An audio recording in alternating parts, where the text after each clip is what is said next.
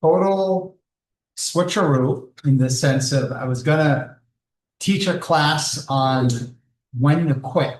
It's a question that's come up a lot with different people. How do you know when to give up, when to quit? And built a whole lit presentation last night. Had a couple other topics. Said that to Megan, and I thought I was just like, fire, it's so good. And then I look at it again, probably like 1 a.m., and I was like, I hate it. And so shifted gears. And so those who want to quit, those who want to know how to give up, you're going to have to postpone that. So take that for what quit on the original. I feel like you quit on the original idea though.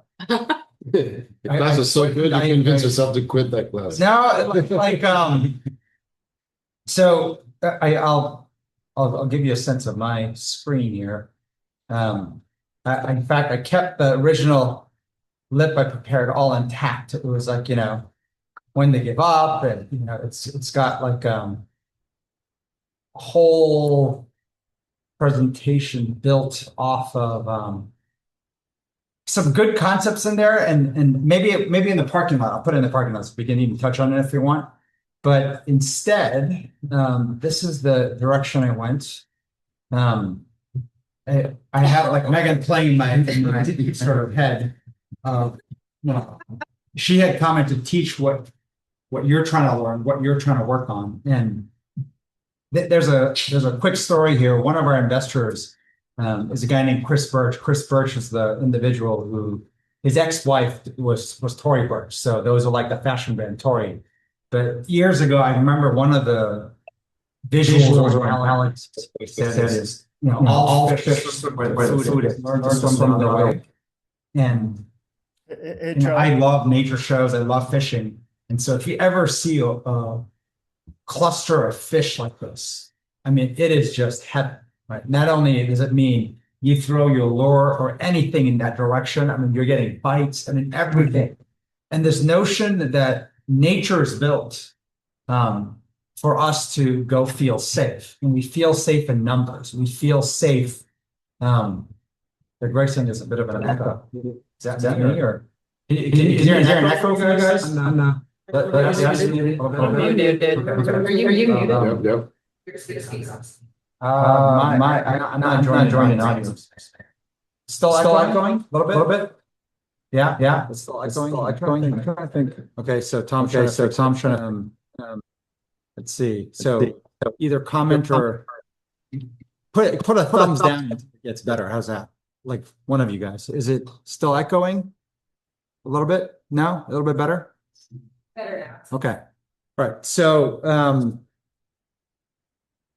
I've always watched kind of fish do this, and I've always thought like they feel safer, and there's all this like thing about like they move in unison and all this stuff, and you just watch every show, they just get destroyed, right?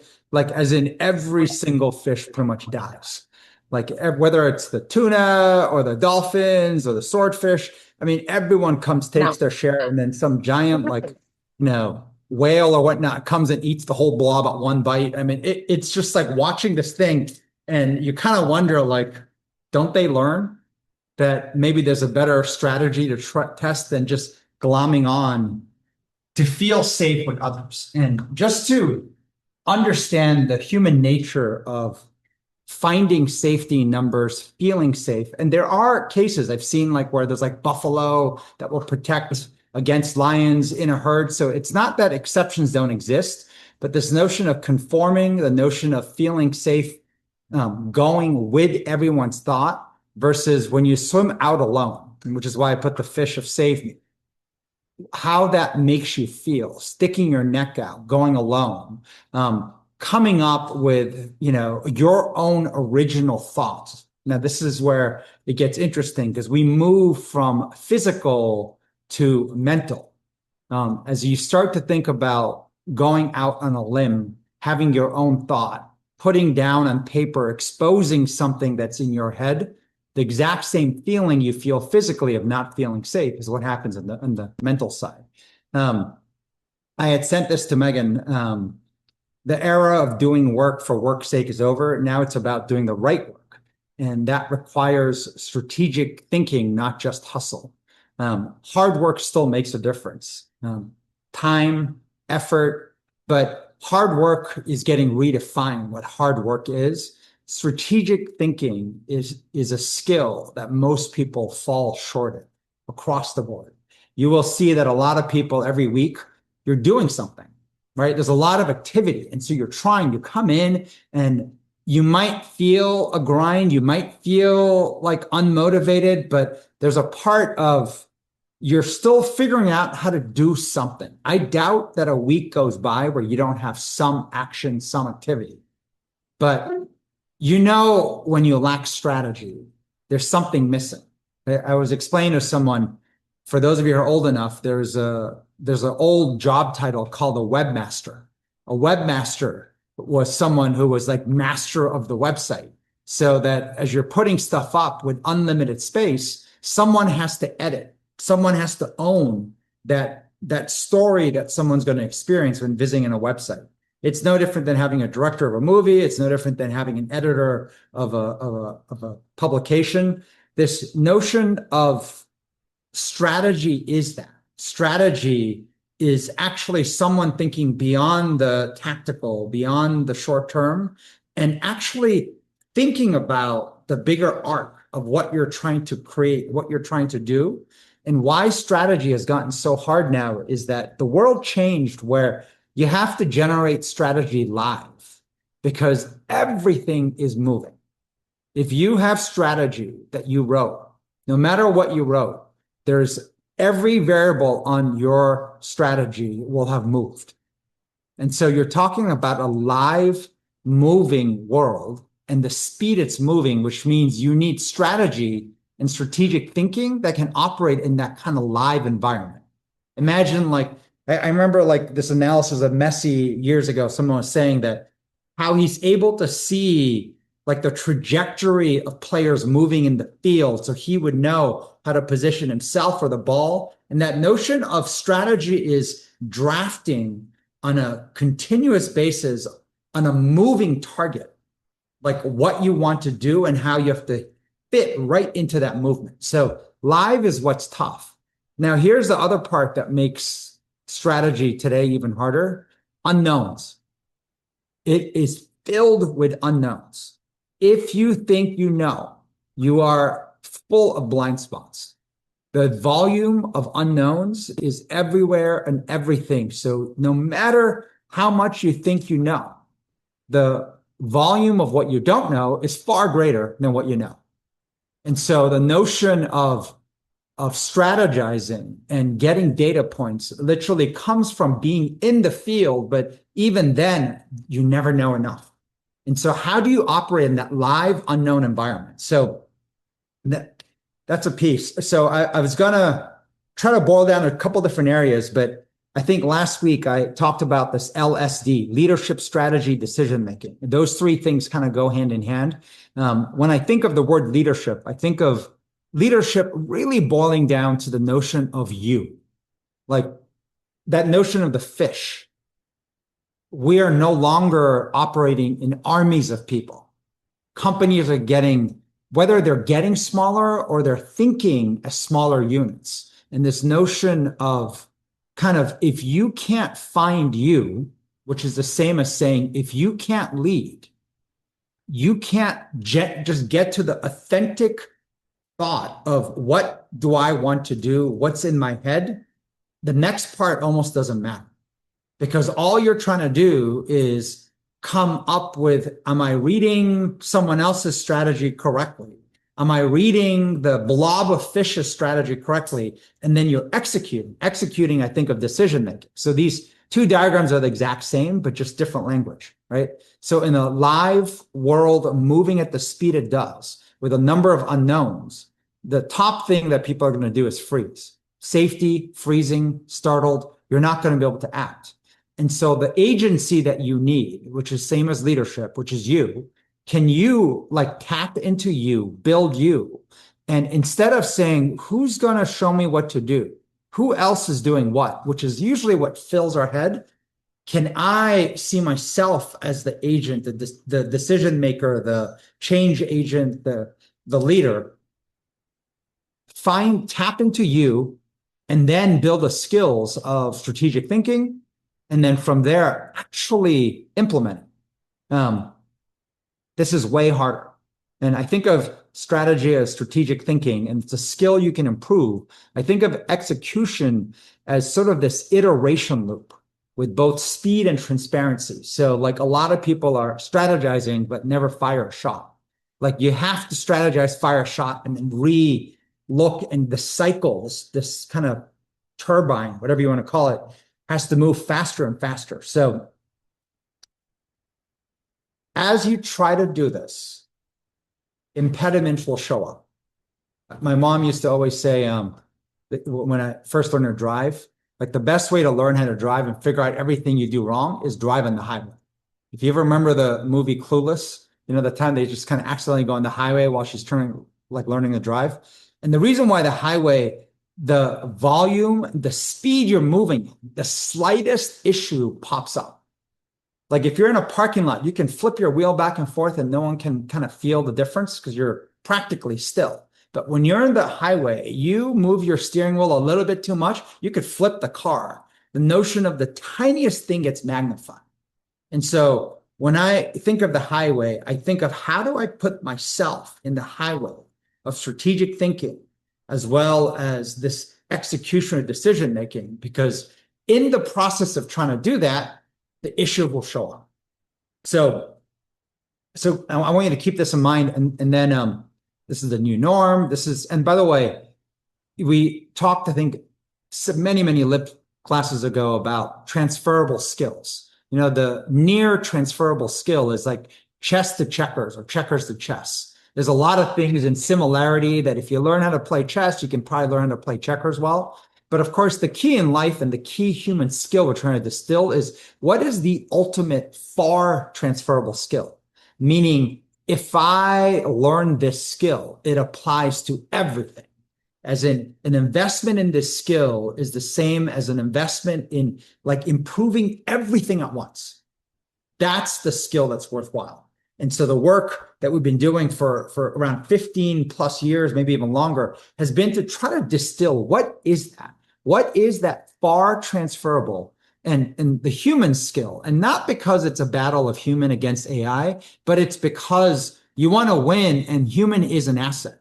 And it's quickly being talked about as if it's losing value as an asset. It's not an asset, but AI is an incredible tool if you're able to harness the human asset, the human skill, the skill of you. And so the far transferable skill is kind of the U plus strategy and execution. Otherwise, last week called as LSD, leadership strategy, decision-making. This is something that you have to learn, but because of the new norm, it's different. Learning this skill is different than what it was because the environment is different. The environment's different. And I want you to think being in a vast ocean, swimming alone with the sign of save me versus how comfortable it is to be a follower. A follower is the opposite of a leader. A follower has usually less agency. It's not no agency, but much less agency. So you think of you and high agency leadership, it's a vastly different sport than kind of, well, if I just swim with the pack. And if you watch fish, they're very mindful of everyone else's tiniest movements. So they all swim and move in unison. So they flash and change directions. That's what the whole world was built for the last 100 years, industrial age, factories. Now it's changing, and it's changing so fast that it startled most of us. It's kind of left us mostly confused and not understanding, trying to reset to what's the human skill. So I'm going to touch on this. I put this on a tweet just kind of as I'm rapidly going through it, trying to revamp this whole presentation in 30 minutes. So I had to pull fastest, but the highest correlation, by the way, that we've seen consistently is this. High agency, which is seen, and I think most people agree is one of the most important skills now, is most correlated with authenticity. Now, if you think about it, of course, it makes sense. You, leadership, high agency. If you can't find you and you can't tap into you, which is all around authenticity, you can't build high agency. And on the flip side, if you rep, which is what most of us are repped at doing, say what the boss wants to hear, say what the crowd wants to hear, kind of this lying, hiding, faking notion of sort of masking your true thoughts. As you do that and you do that more, you will build the opposite muscle. You will build a muscle of low agency. And a lot of things that people forget, human beings are organic and the brain's organic. And so anything you do repeatedly, it gets used to, including things you don't use. If you don't use high agency skills, you end up losing this thing. And so the beauty that I've learned, though, from people we've met, the craziest, amazing people, is that what's interesting about organic is it can fire back up. Even the very thing you think you lost, you can fire back up. So you can rebuild it. But the key is this: it takes time. So the more time you spent building low agency, right? The more time you spent being less authentic, it will take time and it will take a ramp. It will take incredible discipline and reps to get to this other side. And so that notion of first understanding this is one. But the second part I want to talk a lot about is this notion of routine setup. And then the third piece I'm going to talk about here is the danger of AI. AI and even just tech in general is built to take away your agency. And if you don't quite understand that, you will see it so quickly everywhere. It's built, it's coded to take away your agency. And so the danger of it is, if you think of where we are as a society and kind of people now, I think of more like children. We're like children dealing with like nuclear power strength technology. This tool is so powerful that if you are not aware of what's happening, and if you are not more rigorous in how you work on your routine, your setup, and even just kind of overuse of AI and tech, it is hijacking and taking your agency. So it's accelerating the build of your low agency muscle. So I'll touch on some of this a little bit here too. We have this Human Advantage Summit next week. It's turning out to be a pretty interesting people and speakers, around 20 different speakers. And Keith Abloh, I mentioned last week, he just sent me a text yesterday. There's a new book he wrote, but he's the one who made this comment that he heard from, I think it was a pretty high-ranking general that is running some veterans group, but that's talked about how I don't trust anyone without a limp. And then when you think about a limp, and I love that notion that it's not someone who's lying in bed, it's not someone who died, but who went to battle, got hurt, and is still moving, but clearly has wounds, has a limp. But it made me think this morning about a mental limp.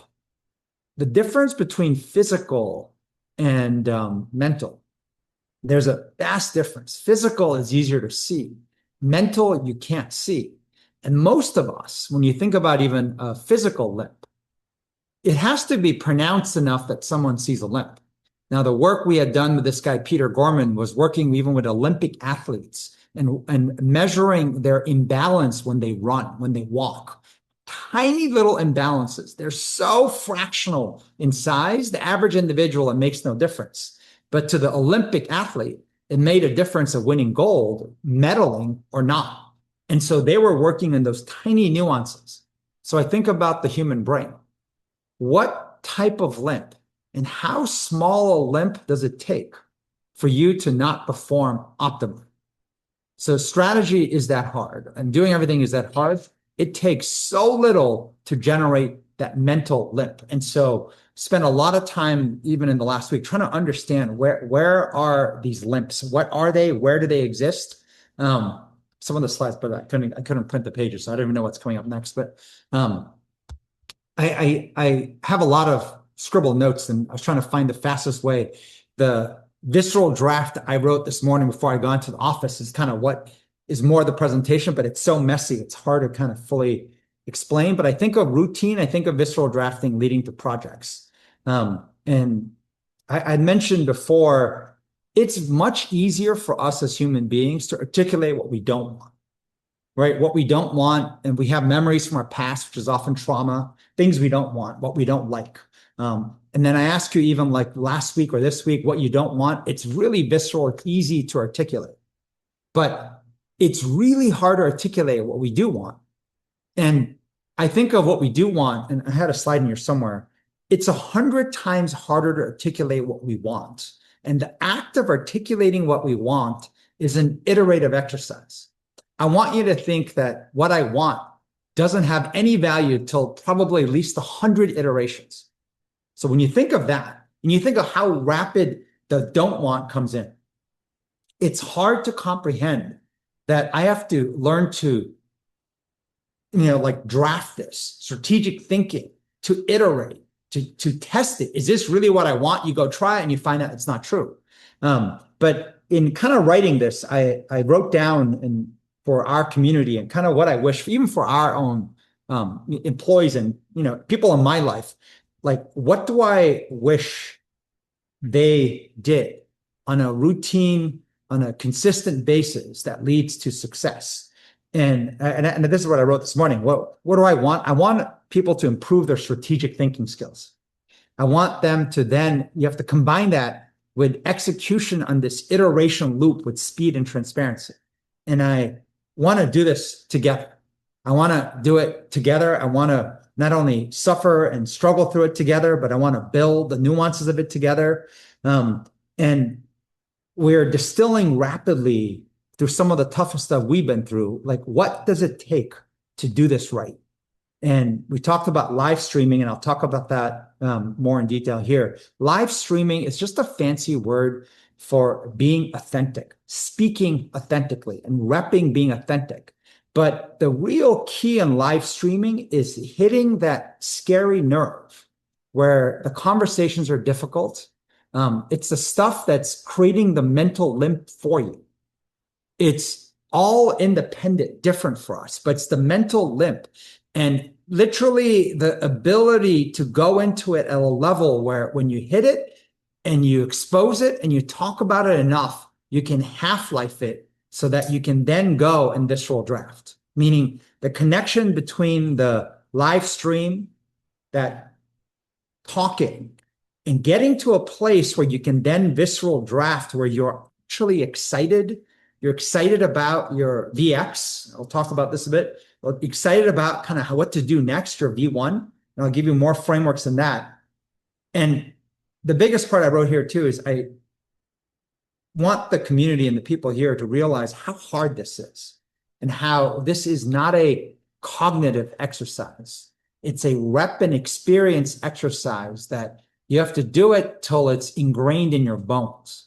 So I'm going to touch more on this. Sorry, I'm a little bit all over the place. My handwriting gets messy. So the cleaner version, I'm showing you some of the, what's interesting is this. I've been spending time with a lot of different people talking about what makes people great. What makes, whether I think someone was telling me I should watch the Arnold Schwarzenegger Netflix series and whatnot, and even talking to Keith Abloh and the others, the 5%, the story that is kind of repeated, that's easily accepted, adopted, is what everyone becomes a master of. Telling that 5% story that explains that's why I won, that's why I succeeded, that's why I stuck it. And what we fail to see is that the issue is not that intense moment of remembering that story, telling that story. It's the fact that we're filled with everyday challenge and everyday struggles, everyday motivation, everyday brain fog, every day like, holy shit, I don't know what to do. And I feel I feel I should be the fish, but I want to say, save me.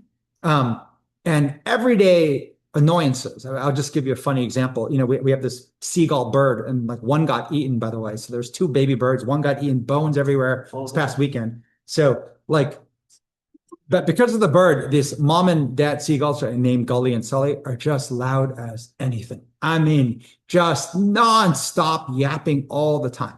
So of course, I make this lip presentation in time crunch, doing a lot of stuff. And then as I write and text Megan, she's on her vacation still. I kind of look at it. First, I thought it was great. And then I look at it and I hate it. And then I'm like, it's the fucking birds, right? They were screaming all day long in my ears. And I confess to Megan, I thought of taking the hose and literally spraying the bird so it would fly off the ledge because it can't fly. I've seen birds where little baby birds, they're cushioned enough, they kind of land somehow, they bounce. So I'm like, it may even survive, right? But it'll be in a different terrace, someone else's problem. And I was like, the bird, and the yapping of the bird is what made my brain like unable to think. It's not the bird, right? And it's like, if I got rid of the bird, all problems go away, but that's what happens a lot. I think for like a lot of us, we have that yapping bird. And you think if I spray it out, let it fall over, and oops, accidentally it's gone. Gully and Sully disappear. I'm nice and quiet, and I can operate. Not true. And so I share that just as a little example. So, anyways, the bird, but far transferable skill. And there's a component. I'm just going to see what's in here because I'm not even quite sure what I put.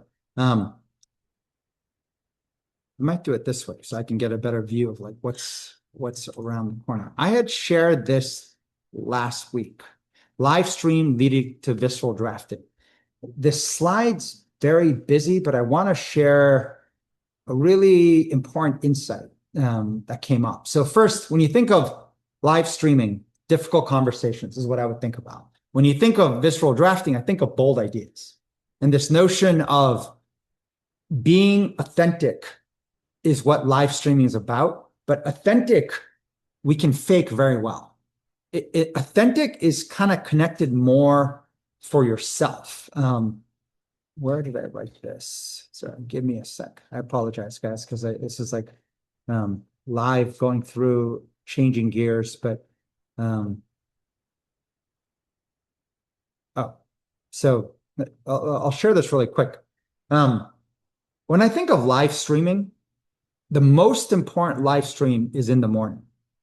And the reason is this: before the world's taken over our brain, like every night we have an algorithm that runs at night. Like it's processing everything in our life. So our judgment, our intuition, what's in our head is most like pure. It's not tainted. It's not, like altered by that pack of fish saying, you got to swim with us or you're going to die, or the news or everything else out there. And so trying to cleanly capture what's in our own head is what's most important as a routine in the morning. So don't give up your agency, your mental agency, especially in the morning. But the challenge is this: why live streaming is critical is to fire up our head. The first thing that we need to get to is have space to feel weak. I say feel weak because there are days where you wake up and you're fired up and everything's great. Those days, awesome. You fire away, you keep going, you visceral draft, and you go after what you want to do. And those days exist. But for most people, 99% of the days is the opposite of that. There's some mental limp in your head. There is something, and it might be so little. It just plays and flashes in your head in random thoughts, just flashing from yesterday, day before, the month. But there's like these little flashes, and they're like these mental limps and annoyances. Like for me, I kept thinking at 1 o'clock, the fucking bird. They're so loud. Like if I got rid of that, right? Like God, like my mind can run and be free. And the act of even sharing that, suddenly it's amazing how the act of exposing that mental limp, which by the way, is a tremendous act of courage, because you'll see it's not easy to do. And it's not easy to do to the point where there's two things that happens when you do this right. It removes the self-hijacking nature of these mental limps. It's self-hijacking. That little thing is so, and once again, it's so little, but it's enough that you cannot be you fully. It is holding you back from being unfiltered, feeling free, feeling like mentally able to just, like explore, taking that little signs, save me, fuck that, save me. I'm swimming out, right? I'm swimming out into the white space of the ocean, right? Knowing there's dangers out there, knowing like I may never find my tribe of fish again, like I'm just swimming. That mental limp is what holds you back. And the act of exposing it with another human being. And this is where a lot of people journal and whatnot, self-expose. Like it is near impossible to achieve that same feeling, the same emotion. I'm not saying journaling doesn't have its place. It's better than nothing, but you cannot get to the same place unless you do it with another human being. So the notion of live streaming, getting to a place so that like, and it's, once again, we're trying to build a module 4 versus a module 6, and 4, 5, 6, meaning like module 4 is trying to figure out how to do it alone. So there are ways to do it alone that's better, and a way to do it alone is definitely like kind of writing it down for yourself, which is what I did this morning. And then I ended up sharing it, emailing it to Megan, shared it with Greg. And this notion of like these little things, it's amazing just being able to like see for your own self what those things are. Like that visual of the bird screaming and just kind of like, it just annoyed the shit out of me until I wrote it down and I realized, okay, that's really silly, right? Meaning I know if I didn't kill, but hose the bird off my ledge and it's gone, all my problems ain't going to go away. And so the self-hijack, but there's a second part when done right, it builds trust. And I put the notes here because I had this conversation with a lot of people. Why is it that when you live stream with some people, you feel worse? Instead of actually feeling better, you feel weaker. You feel more stuck. You feel more depressed. Everything feels more impossible. It clogs up your brain. And then why is it on the other side, the feeling of weakness is only temporary through the process of burning off and exposing the stuff. And then you hit this bottom and you come up, freeing up your brain. Like to understand, like, what is that difference? And by the way, I put compounding. Think of this happening every day. Like, how much sicker do you get if you're clogging up your brain every day, every morning, all the time, versus if you're able to free up your brain? The compounding benefits of freeing up your brain every morning, the compounding like hurt of clogging up your brain. So we'll spend more and more time, I think, over time on this, but the punchline that I've come to is tied to you, tied to how authentic. And this notion of, as you try to live stream, right, as you try to hit that point of being able to like feel that, whoa, like my emotions, like this stuff bothers me, but I'm no longer hijacked. That feeling you feel. And it made me think about, there's a podcast I listened to with Rick Rubin, who is this, like all the famous musicians and whatnot. And he was talking about how musicians become famous and how they don't, and what's the pattern that he's seen. And what was interesting was this: musicians who write to try to please the audience, to try to make money, almost always fail. So he was talking about the best music is authentically them.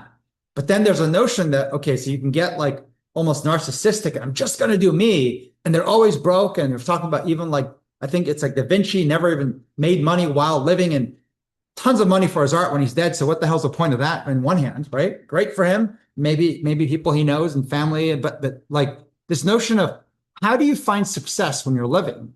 And he was talking about the process that happens is you have to find you, and you have to keep tapping into you.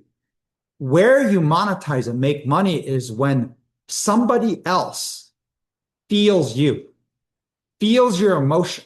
And that's what makes that album spread. So it starts with you and you just genuinely being you.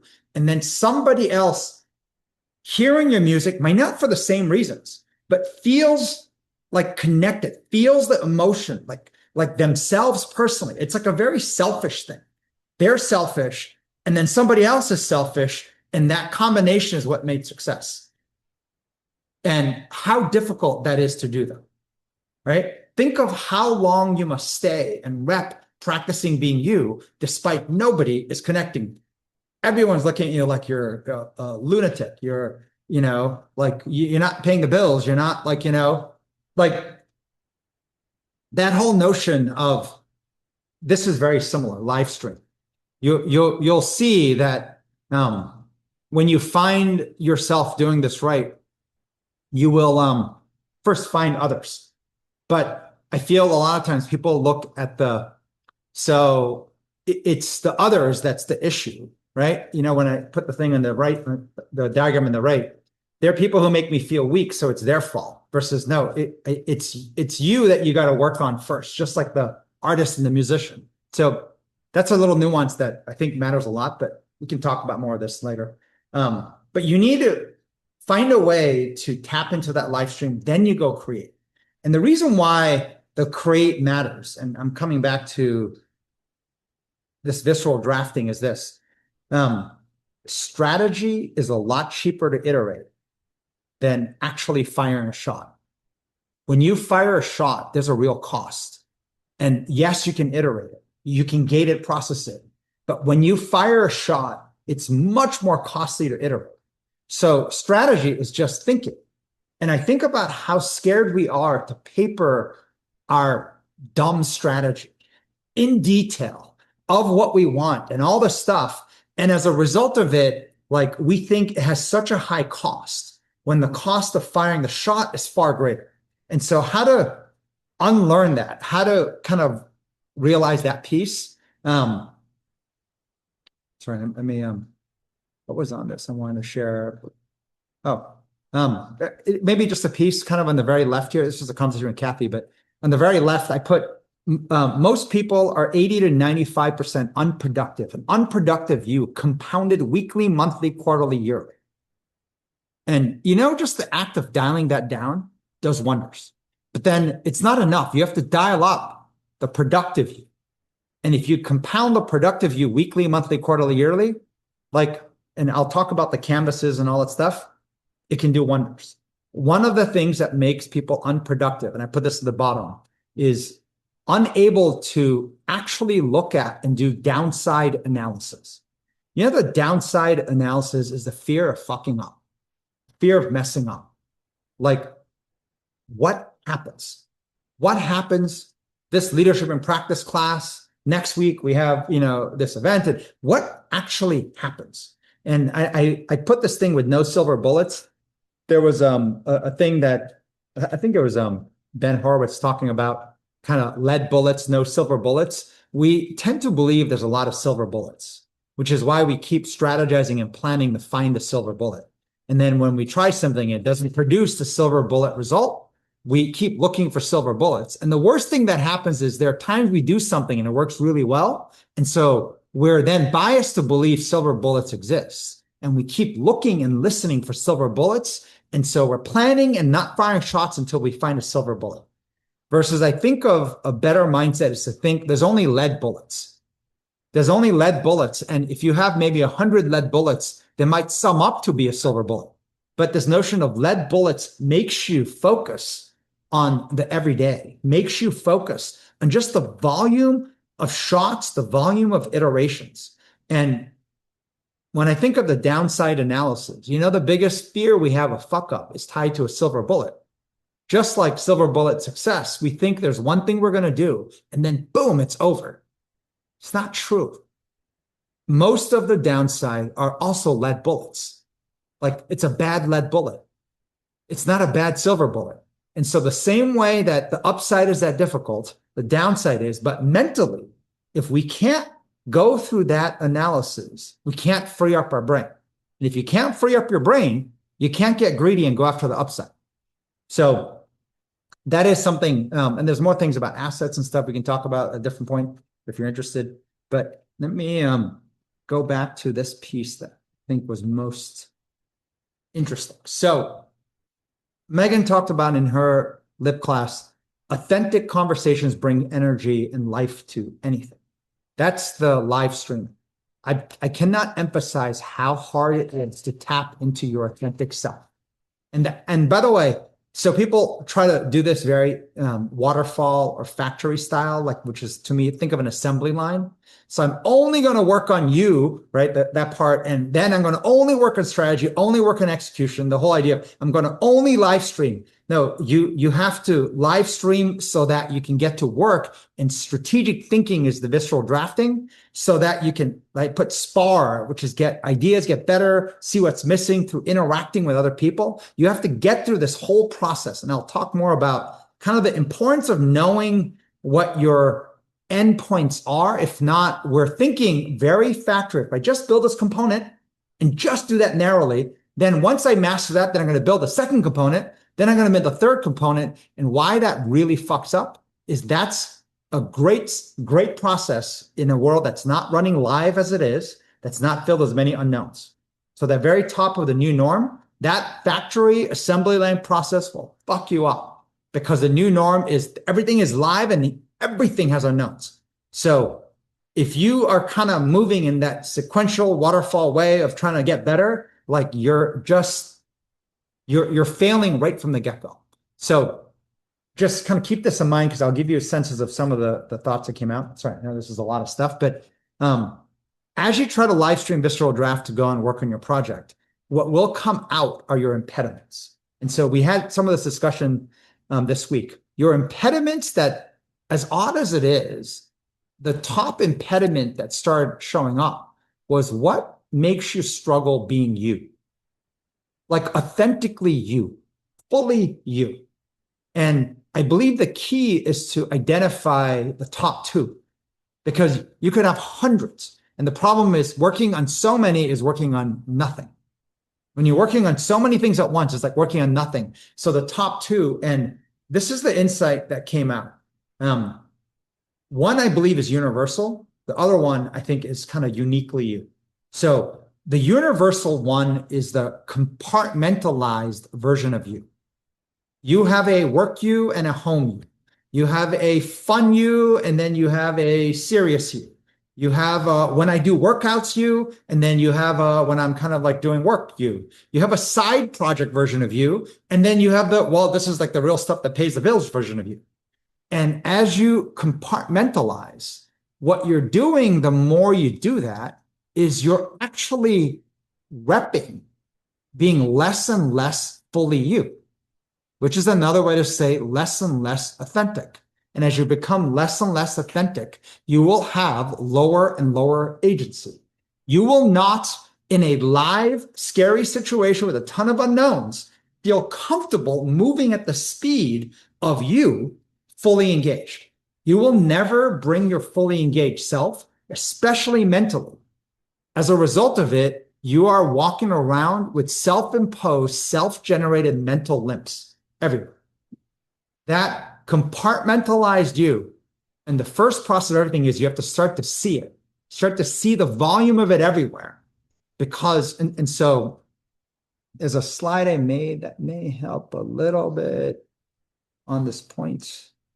I had like so much stuff everywhere. I thought it was so good. And then it looked so bad. And then I was like, wow, this part started good. So I built this slide saying, I think about the mind being the most important thing, surrounded by body, setup, side projects, main projects, better me, as in stuff that say fills your cup, makes money for you. Better you is like making impact. Think better me as make money, and think better you as make impact, right? Fun. And the notion of how you do one thing is how you do everything. You is you. I know you are you is probably the better like way to say it, but we always said you is you, so you stuck to it. But this notion of everything focused on understanding that the far transferable skill of you plus strategic thinking and execution or decision making, that's the version of you showing up everywhere. Whether you recognize it or not, it is. And once you start playing that sport of you, you can not only get to a place of tapping a fully engaged version of yourself, you can actually, like the mental limps are generally self-generated. You know, when you go home, you're like, well, I can't talk about serious stuff. Or when you're here, you're like, well, I can't be silly. Or when you're doing this, I have to focus on making money, so I have to get really serious. But when I'm helping, I have to just focus on being just generous and giving everything. Like this version, like we compartmentalize and we act like different people. Versus if you can start to recognize it first and then do the hard work of closing that gap so that the exact same version of you shows up. Now, it'll never be 100%, but if you work on it, and it's a constant in practice work on, you can tap you, authentic you. That is what will lead to building high agency. So this is a piece to think about. But then the other, what I call red arrow behavior or impediment that's preventing you from being authentic so that you can actually capture what you want to do, right? So then you can go, do it. there's something different for different people. It could be that you're too have too many unwritten rules that you're holding to that you don't realize, wait, I'm operating with so many hidden rules and agendas. Or it could be like I'm operating with too much self-generated shame. It could be like, that, and I think we're talking with Laura about like this idea of a lot of people are so fuzzy that there's not a lot of detail. And I don't know if you've had conversations with people where every time you speak, it's like the words are good, but they're all like high level, like fuzzy language. And then there's no details. So if you really could speak unfiltered, you'd say, I really don't know exactly what you're talking about. Can you give me some visuals, examples, detail? Go into a detail.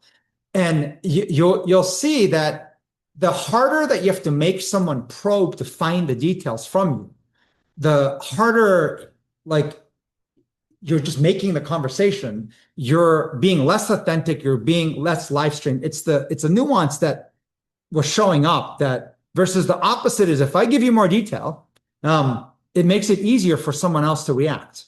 If I give you less detail, the hard work is on someone to probe. So that's a nuance. There's other kind of nuances, but hold that thought. Sorry, I'm jumping all over, so we'll do a lot of good questions, hopefully. Not. We go have lunch. But yeah, I was putting this piece about why it's so hard. I think and I had this insight of kind of understanding some of the teams in the World Cup and even the whole Knicks Spurs, like kind of why teams lost. Playing safe, just so you know, is baked into human nature. This notion of like, you don't have to be the leader of the clan, right? You don't have to be the one who made the most money or hoisted on everyone's shoulders. But if you actually did something different and you were kicked out of the clan, that equated to death. That is so ingrained in our biology, how we're wired, that it was actually easier, I think, given our biology of the 100 years or hundreds of years going back to caveman days, to operate in the ball of fish, sort of playing safe conform. Not playing safe is a trainable human skill, but it's so new, it's so counterintuitive that the notion of, I put always playing offense. I think it was Rob Olson, who's in Navy SEALs, like kind of always had that, as we're going through our DOJ trial and whatnot, it was like, like, I'm so impressed at how you guys are sticking on offense, play offense. And so a lot of times people think it's like a phrase. It's like, yes, I'm going to do that. It's willpower. I'm going to promise. And I cannot emphasize enough, playing offense is not a cognitive exercise. It is something that you have rep to the point of default in your bones, and it's 95% trained through routine and setup. And I'll get more specific. Routine is weekly routine, and the setup is physical setup. Those two things will impact, done weekly, how you actually feel. The norm of success is to play offense. Visceral drafting, by the way, is playing offense. Live streaming, he's talking about defense, getting your head straight and whatnot. I mean, that's just getting you so you can start playing, but you have to play. And there's a nuance of stuff that, like I mentioned, it's so much easier to figure out what you don't want. To figure out what you do want, it takes iterations. That's playing offense. Figuring out what you want and actually papering it, sharing it, putting it out there feels so, think about it, feels lethal to share how weak you feel and the details of why you feel weak today. Think of how painful that feels. You think that's hard? It's 100 times harder to paper what I want to do. And you're going to laugh at it, mock at it. It's so fuzzy. It doesn't make sense. And then push yourself into a level of detail. That is even harder. So this notion of, I had this whole thing about looking at some of the games of why these teams lost. Spurs, Senegal. I mean, these were 2-0 Senegal, Belgium, Egypt, 2-0 Argentina. The USA is a different story, and I'll tell you kind of why my thesis of they played safe. Playing safe versus continuing to play offense, always playing offense. Playing safe, when you start winning, what do? You start playing safe. That is the moment you start playing safe.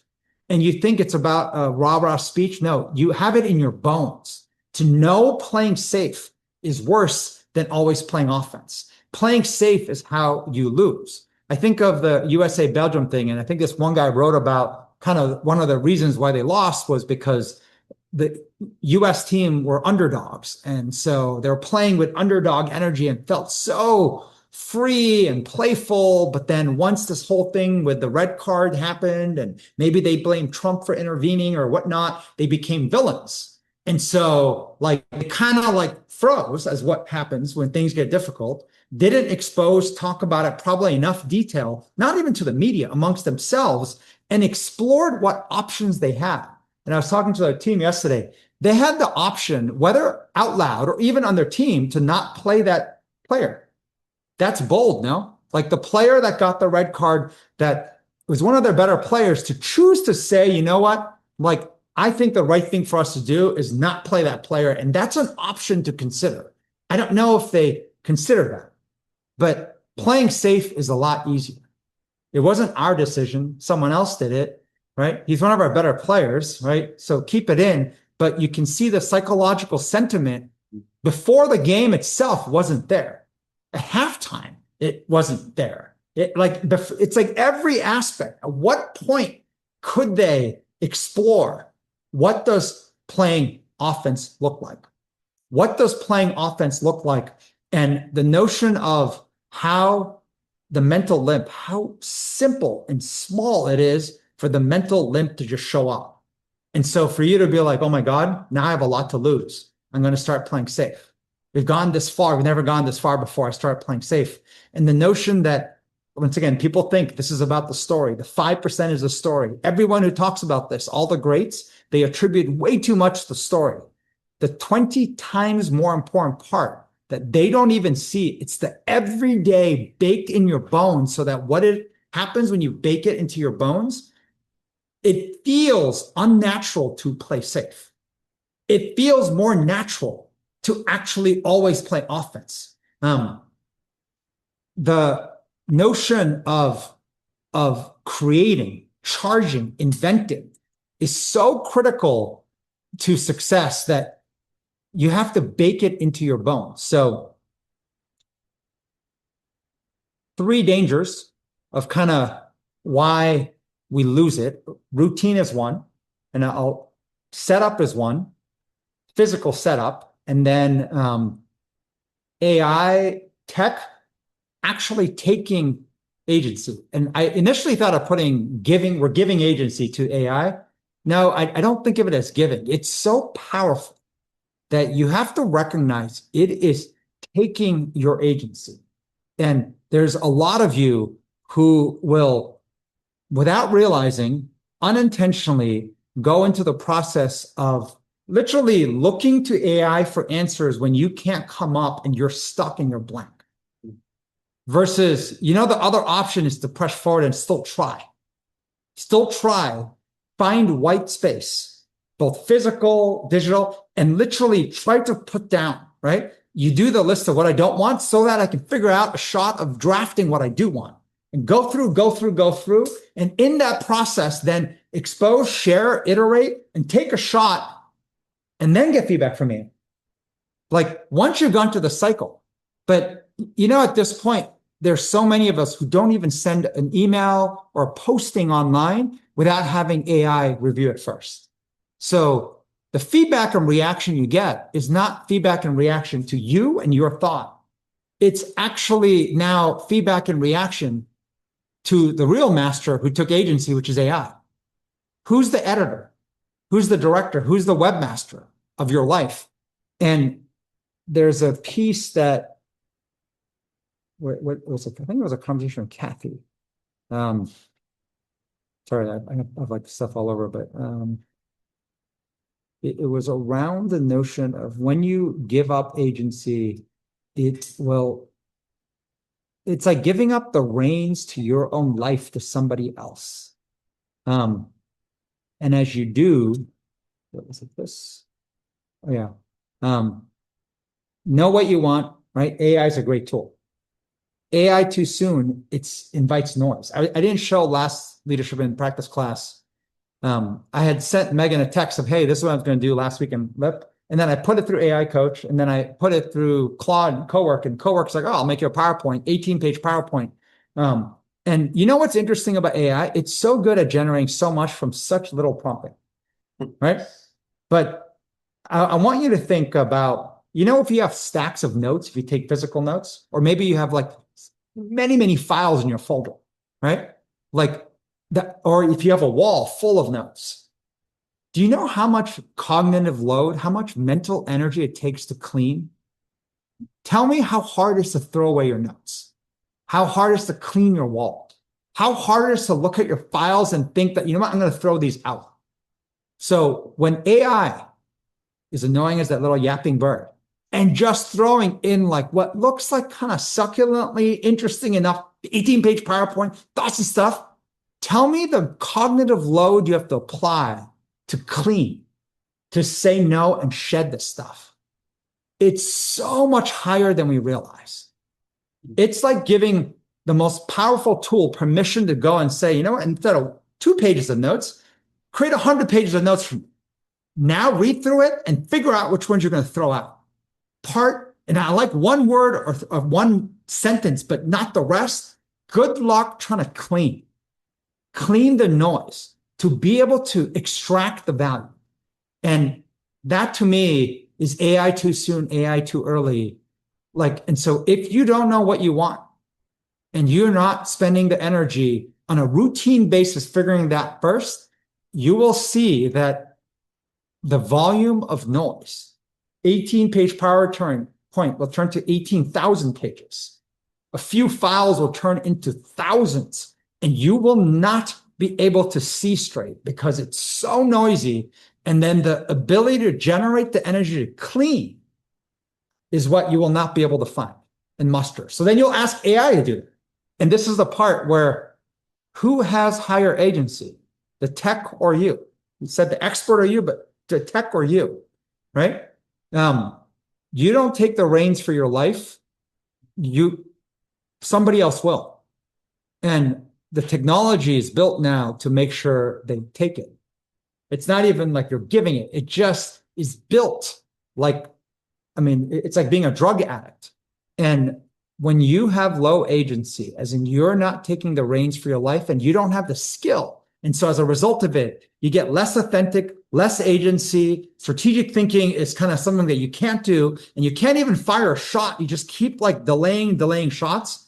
Your life will become a mess. You cannot lead your own life.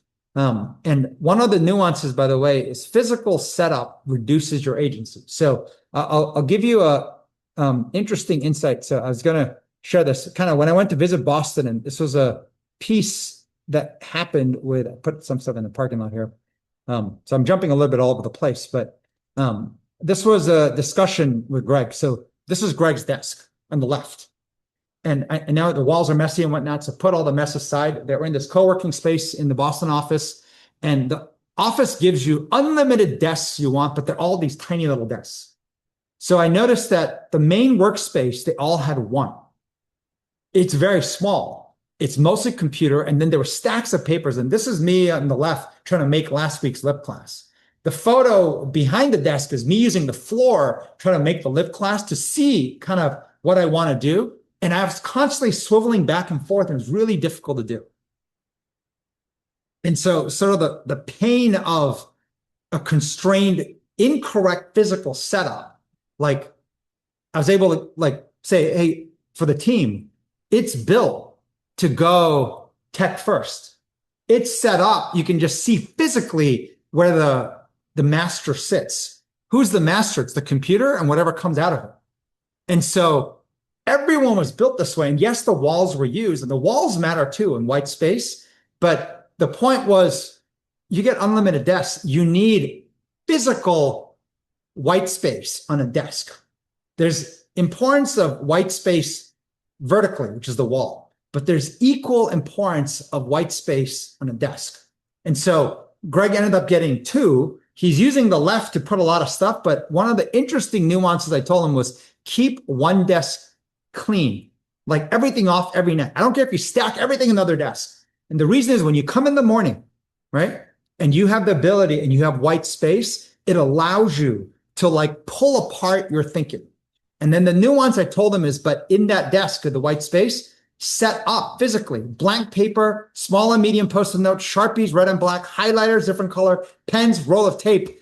It matters having fully set up because the slightest thing you have to go look to go find and do is enough to fracture your live stream and your visceral drafting. So physical setup, horizontal setup. Like as we focus on, we will rebuild our Boston office, taking all lessons even from the New York office. The place that Meghan and I do most of our thinking like that is actually this 20-foot kitchen counter. And because it's always clean, it allows us to spread out. Like, or when we go outside and it's not windy, we'll just literally use the grass, the fake grass, and spread out. Like there's a value in having white space, horizontal white space. Set up with all the supplies so you can boom, go. The other routine, I was sending this to Meghan, was this. This is her thumbs up. I was saying, as we went through, this is the AM versus PM. You start the morning in white space. And the reason is this. You need, like, if you're starting your morning in front of a computer, which, by the way, don't take all these as 100 and 0. It's like, hey, you do quick scans and whatnot, but do not plunk in and invest in the computer or whatever it is. Speaking to AI or whatnot. But the reason why the morning is important is because it's like, if you think of your brain as crunching every data point and running a new algorithm by morning, that's your judgment. That's your intuition. You want to capture the overnight weighted thoughts of your head. And you'll see in it has a lot of mental limp stuff, right? The stuff that makes you feel weak and the stuff you're like, God, that fucking bird. Like, and then you need to get those out. That's the live streaming process. You'll know when it's right because just like that feeling with a musician, you will know when it's right because it no longer hijacks you. But one of the good litmus tests is when you do this with someone, you'll know when you hit the right nerve, when they feel more empowered and trust you more. You can feel. Earning someone's trust in a conversation, you feel it. So you will feel less hijacked. You will feel their trust. That means you hit the right thing in live stream. Then you got a visceral draft. What do you want to do? And I'll give you tips of what to do in visceral drafting. But here's what's interesting. By evening, it was a little bit opposite, meaning this is an example of me taking all the different thoughts and notes for lip. I went to the gym and it's taking a dense sheet. And so I like to think of having a sheet as a canvas, right? This butcher block sheet.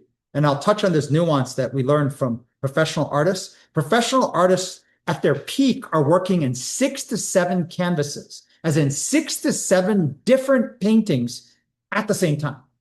So I want you to think of that as a goal. As an individual, I want to ramp up to a place, because by the way, don't act like a robot or a factory worker, where I can only do one thing at a time. It's not true, right? So 6 to 7 canvases is what you have to build up to when you're at the peak. So don't get crazy and start right at 7 either.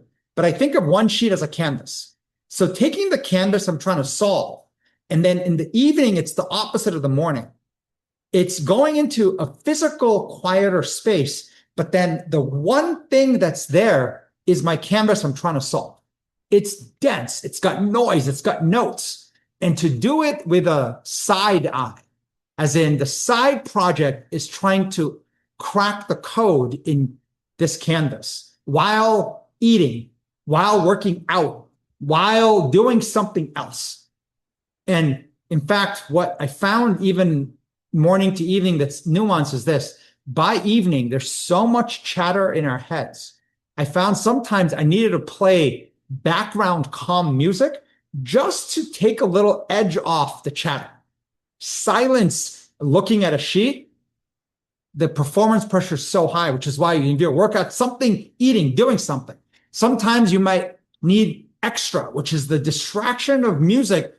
But in the morning, distraction of music tends to not help you capture what's in your head. You'll literally capture what's in the song, which is like the notion of morning white space and literally being rigorous in discipline of not letting others take away your agency of what's in your head. Okay. So I'm going to give you a couple more slides and then we'll do questions. Sorry, this is like jumping all over, but I do think this was important stuff. So here is the interesting nuance I want to share. That was we talked about VX versus V1. There's a difference in the two. In the ideal, when you have VX, think no time constraint. I don't need to accomplish this VX in this year. Like, it's not time constraint. And so there's a different exercise of writing down your EAT and your ideal. But the reality, the V1, is time constrained. And there's a process that's been incredibly effective and tested that Greg and the team figured out. It's called 113. 113 is the process of saying, what will I action? So remember, this is not thinking. What will I action this week, in the 1 week?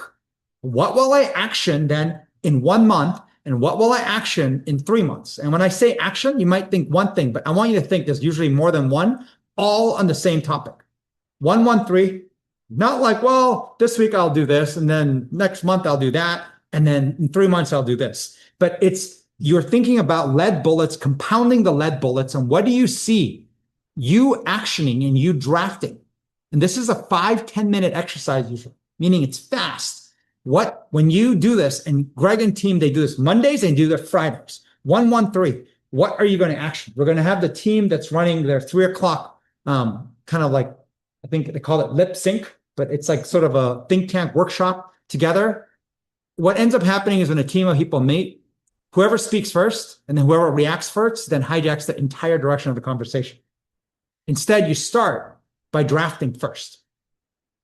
And by the way, so when you sit first, quietly draft, now you get to share you capture everyone's 113 of what they want to do. Now, what they want to do, and this, I'll come back to this, the project matters a lot. What we tend to do is pick 113 on something that's side project, easier. You can criticize me all I want. Like, Aruna wants to run a marathon, do 113 a marathon, right? That's the exact bullshit that we do, and it doesn't really help us improve life. Meaning, there's a place for that. And so I'll touch on this. So this is, and by the way, 113 will involve like maybe scribbling what you don't want, right? In the process while doing it, you're like, oh my God, there's so many mental limps that just like, and so you might scribble some of that, but still press forward to even embarrassingly write down to the details of what you will do. And watch yourself get generic, watch yourself not get detailed. And so this notion of, like in Greg's case with the mobile app, it was like, what will they release? They were releasing software, right? So action. There's a slide I made, and this is important, and it was going to go into the when to give up. This matters a lot in Canvas. There is only one primer. When it comes to projects, there should be one primer. It is all dependent on kind of where you are, life stage and whatnot. And then there's like maybe 6 other secondary. They're all secondary. Running a marathon might be secondary. The primary is what you need to figure out. And the primary is generally going to focus on making money for most people. It might be making impact, but there's one primary. And the reason why this is important is this is, once again, you being you, strategic thinking, you choosing. A lot of us think we can't choose our primary. You choose. You choose what the primary is, and then the decision you're making is everything is a trade-off to advance the primary. So if you're going to do a 113 exercise because you're trying the primary and you can't do it, you pick a secondary just to get the rep to then go do the primary. Everything, just like the diagram I showed about the working on the mind, you work on the body as a ramp to then try to figure out, oh my God, that same stuff showing for me in how I think. The mind is the most important, powerful thing. Strategic thinking does not come from lifting weights. It literally comes from your ability to think. And your ability to think and actually your own thoughts is the primary weapon of choice you're going to use that you have to refine. But if you don't point it at your primary, you're going to solve all kinds of shit that don't produce anything. And then the more you do, you're going to actually hide from the primary more and more, and you're going to keep investing in the secondary more and more. There are instances where a secondary gets so much return, whether it's making money or making impact, I like the simple language of that, that you choose to swap the primary with the secondary. And that, by the way, I mean, it has to be so definitive that momentum is not just one data point, not two, usually strong trends, and then you make that swap. But that's like kind of the idea of when to give up. Like we're going to postpone that class because I was thinking most people don't have enough to actually give up on.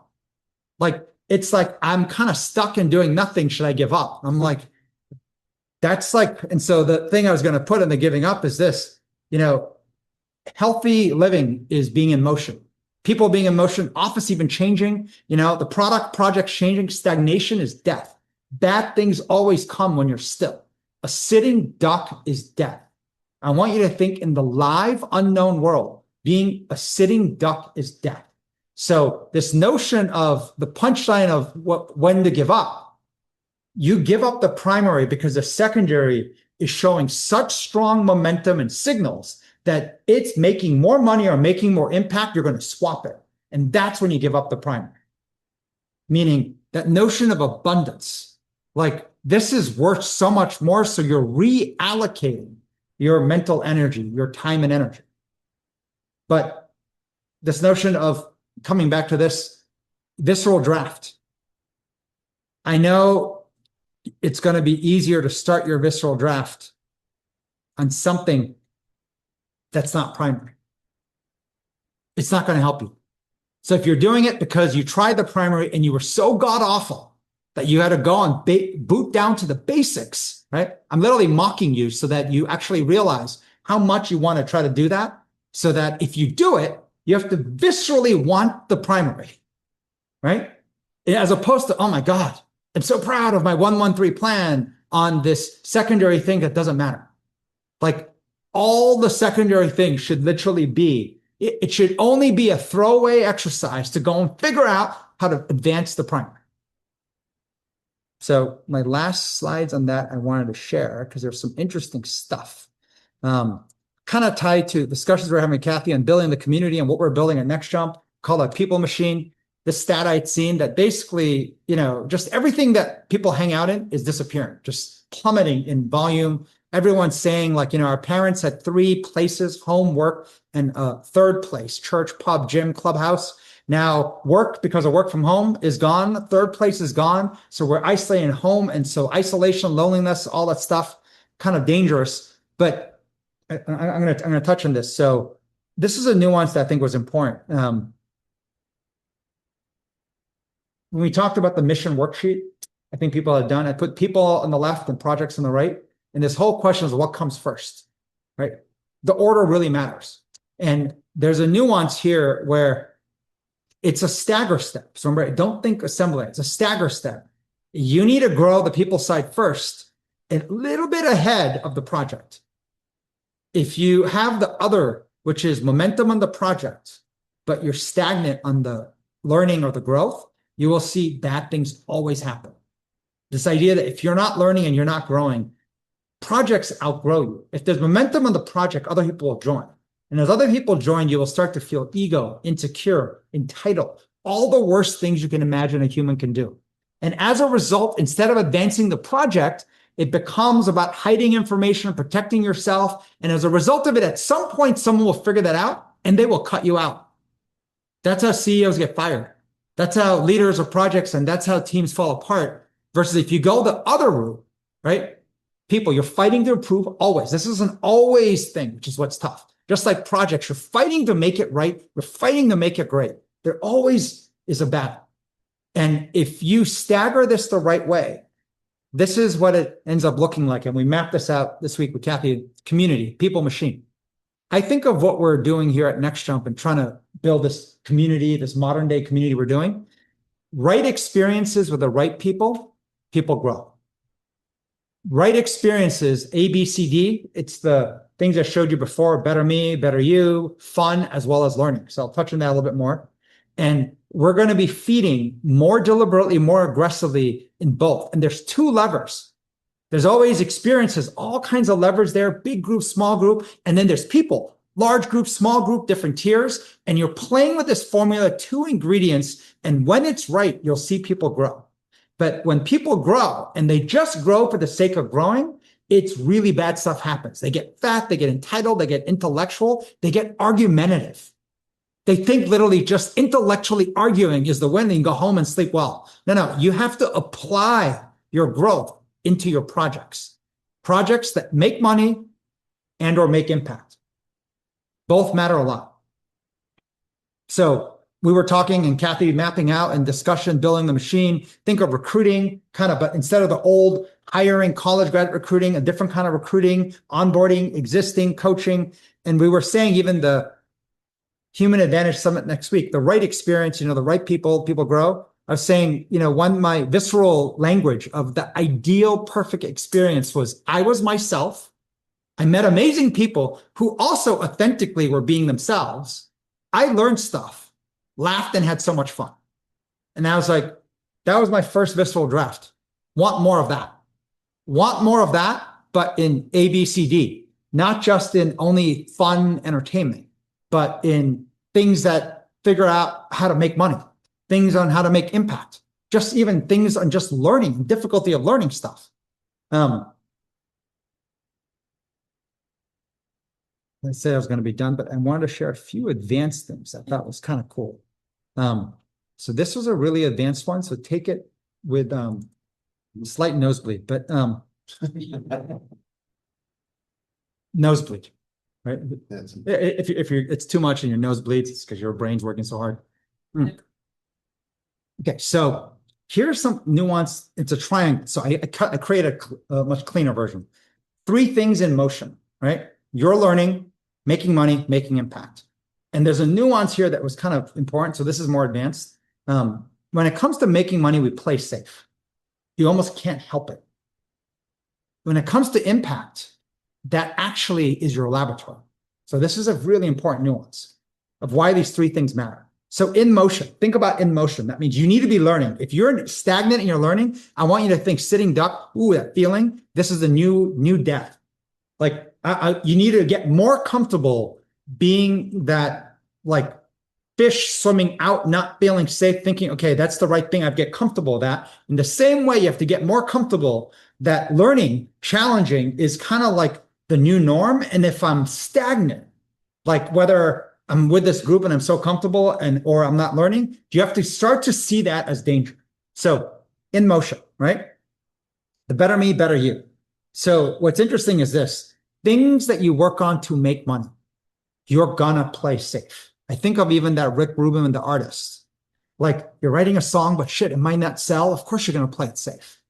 So as a result of it, like better me, if you recognize it's innately just surrounded and laced, I'm using laced because like LSD and drugs, but laced with just the natural components of you're gonna have to play safer. But here's the nuance, kind of coming back to that Rick Rubin insight. When something works, it works emotionally. It works as a product. It works as a process, just works. And making something work is really fucking hard. Mm-hmm. So if you play safe, think of what are the odds in this live unknown environment, I'm going to iterate enough to get something to work. Very little. You're not going to succeed. So here's the interesting insight, the better you side. This is you now giving your time. It's free. You're trying to make impact. You're trying to help someone. So you might kind of say, okay, the compartmentalized version of me is I put all commercial thinking aside, right? So I don't want to think anything business, strategy, commercial. I'm just going to pour my soul and give, right? That's like a very rudimentary way to like never succeed. I think of when the place you're giving time and why this triangle of even giving has a selfless side, but I want to tell you about an important elite leadership selfish side. And the selfish side is the giving. I want you to think as your laboratory. This is where you can experiment. You can test. You can push. You can push to figure out when you don't have the, I have to make money. And you can say, but I have to make impact. Do you know how much scrappy, shitty people give their time to people who need help? Like they're surrounded by numbskulls and simply put assholes. So I think you're not a numbskull and not an asshole. So what my default assumption is. So you giving your time already is pretty cool. Now get something out of it more than that. Use it as a lab. Push the envelope. Find a way to experiment at such a level because you need to find a way to whatever you're giving to 10x it. Make it that much better. And I'm not talking just about writing checks and money. I'm talking about products, programs, knowledge. Find a way to use that as the lab. And so this kind of three-part in motion, I feel it's important for kind of almost everyone to have. The play, have fun is important too, but like making money is important. But making impact as a lab is important. So even when you go and do your 113 on what you're trying to work on, you connect the better me, better you set, the make money, make impact, because one allows you to get much more experimental. Push the envelope. What would the crazy version with a fish swimming out way out of the bounds look like? And 113, not just in hypothetical VX talk, but like actually what you'll do. So I come back to my wish I wrote this morning. I wish Thursdays to be gym day, not physical gym day. Remember, but mental gym day, your strategic thinking day. Thursdays being the day, not only you honing your strategic thinking skills, but you're actually making plans for your life. You're actually taking charge, you're leading. You're making plans for your life and how to make money, how to make impact, having labs, how to grow yourself more, like putting together this and actually like doing the hard workout. That is the class I was thinking. Questions, thoughts? Sorry, I like kind of went all over the place. And I was going to say, it's interesting, I listened to Megan's lip classes when she wasn't here.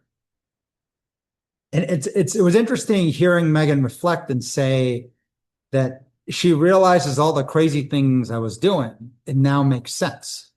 Like why that was important, why that, all these pieces. And I think I went through an opposite side. So I do miss Megan a lot. And there's a part where trying to figure out why. To be honest, like she could be annoying as shit. She is super honest with me about everything, but is super passive aggressive with me and drive me nuts. So then I'm like, why the hell? Like, and the closest I got to is this. I think gives me space to feel weak. And somehow I get out of it. There are other people I feel weak and I feel even deeper in it. So I'm still trying to unpack. She's back on Monday, so it's awesome. But so it was harder for me to go figure out how to create, go play, go do big stuff. And I couldn't figure out exactly why. But it's like I woke up this morning and it's like I have all these like visual thoughts. Think of a bird as one of like 20. And I just couldn't get out of my head.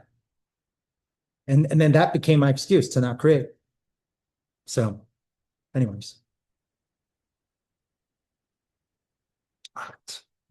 What are you guys thinking? Questions? Sorry.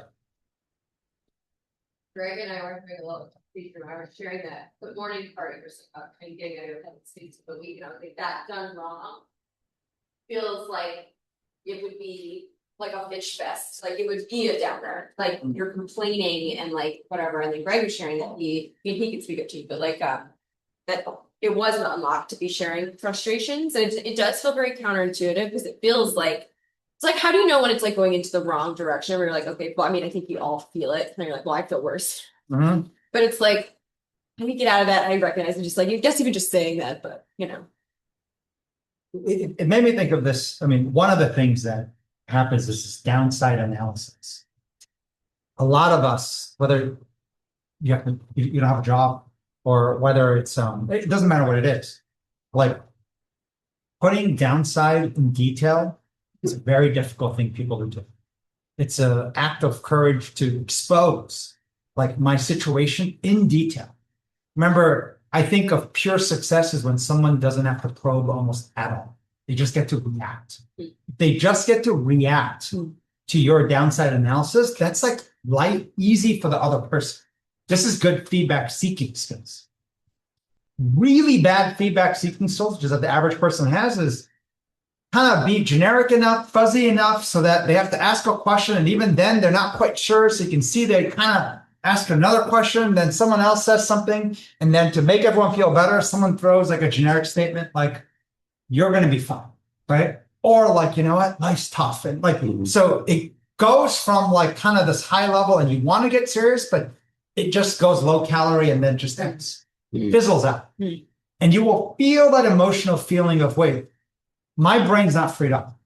I'm still hijacked by this thing and I don't even know why, right? Now, you know what I covered up here is this, for example, a lot of people in our community, like they're like, why do you guys do this? Open up your space every Thursday, all this stuff. And so then there's the flip side, which is I don't want to fuck it up.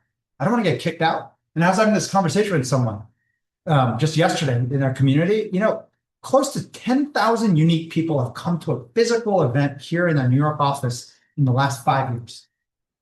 Wow. The number of people we have kicked out because they turned out to be evil assholes is literally on that sheet right there covered up. It's like 3. Okay. So when you're thinking of, oh my God, right? Like I am going to fuck up if they see the version of me and whatnot. 3, 5 years, 10,000 people. So either we're not picky, which I think is not fully true, or we're totally long-term focused and human imperfection, seeing messy and then working on it. Like I tell people, like, you know, I like Aruna here, I want to build a 10-year friendship, not 1 year, few months. Like the ones who we say yes to, like I think 10 years minimum. What happens after 10? I'm picking 10 as a big number, right? It's so far that I think about like 10, we'll be dealing with all kinds of other bigger, do like wheelchair races or something else. So it's like we'll come up with a new set of routines. 30. But the point being, like, you think about fucking up, it's actually so few, right? And then I think about taking the few, expanding the lesson so that you know, but like most people don't end up there. You know what's interesting about how you get invited in our community? You got to be invited by somebody else. So like, it's like that, like carefully curated, personal referrals everywhere, and literally 3. So,